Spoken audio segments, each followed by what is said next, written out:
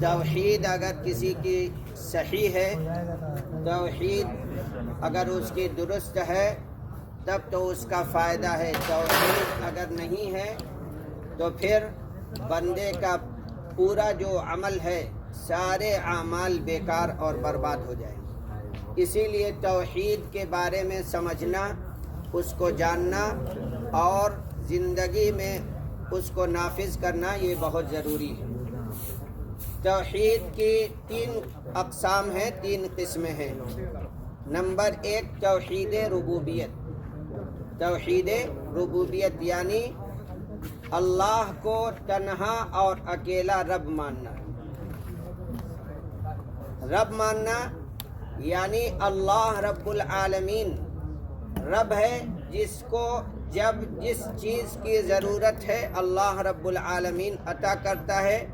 سارے جو کام دنیا میں ہیں، جو بھی امور ہیں، ان کی تدبیر بھی اللہ رب العالمین بھی کرتا ہے. ایسے ہی جو بھی مخلوقات ہیں سب کا رب اللہ ہے. اور یہ ایک ایسی قسم ہے جس کو مکہ کے کافر بھی مانتے تھے. توحید ربوبیت یعنی اللہ کو اکیلا رب کافر بھی مانتے تھے. اسی لیے اللہ رب العالمین نے قرآن میں فرمایا وَلَئِن سَأَلْتَهُم مَّنْ خَلَقَ السَّمَاوَاتِ وَالْأَرْضَ، اگر ان سے آپ پوچھیں گے، کافروں سے بھی آپ پوچھیں گے من خلق السماوات والارض، زمین و آسمان کو کس نے پیدا کیا ہے، تو کیا کہیں گے؟ لَيَقُولُنَّ اللَّهُ، تو وہ کہیں گے کہ اللہ ہی ہے. وہ بھی اس بات کو تسلیم کریں گے، مانیں گے، یا اس اقرار کرتے ہیں کہ اللہ ہی رب العالمین ہے.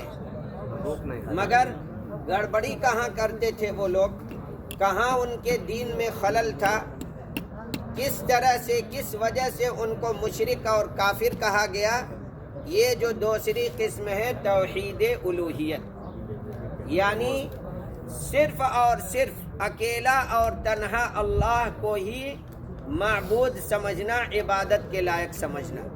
اللہ کے علاوہ دنیا کائنات میں کوئی بھی عبادت کے لائق نہیں ہے، صرف اور صرف اللہ کی عبادت کی جائے گی. عبادت کیا چیز ہے؟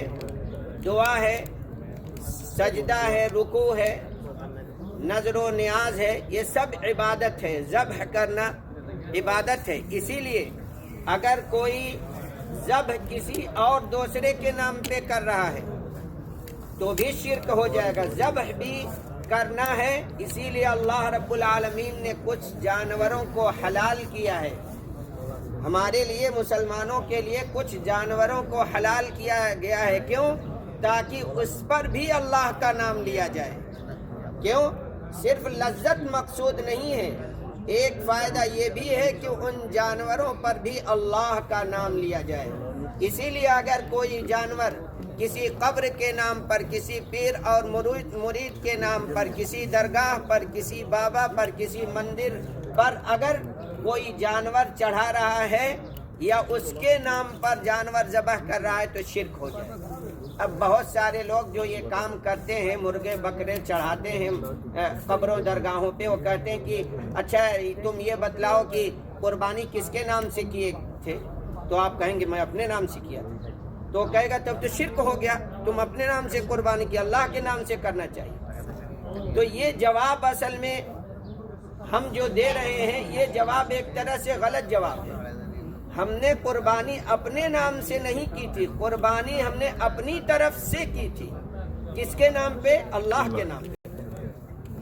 ہم نے اپنے نام پہ نہیں قربانی کی، اپنے نام کی یا اپنی طرف سے یا کسی کے نام کی طرف سے یہ قربانی پیش کی گئی. کس کے لیے؟ اللہ کے لیے. اسی لیے جو دعا ہے یا جو ذبح کرنا ہے ضروری ہے کہ بسم اللہ، اللہ کا نام لے کر کے ذبح کیا جائے.